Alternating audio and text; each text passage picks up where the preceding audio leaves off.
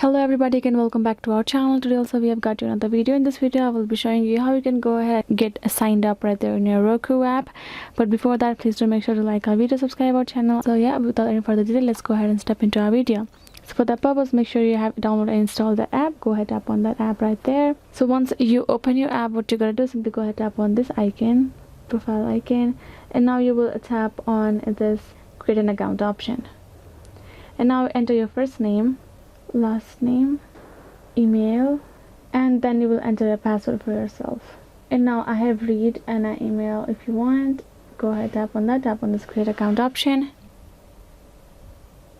So as you can see, I am done confirming. So we will go to your email address, go confirm your email, then you will be able to see you're all set. Happy streaming option. Go ahead, tap on this continue, and now you will be able to, you're logged in, you will be able to stream over here. So yes guys, this is the way you will get signed up, and I hope this video was helpful. Thank you so much for watching, and yeah, I'll see you guys next time.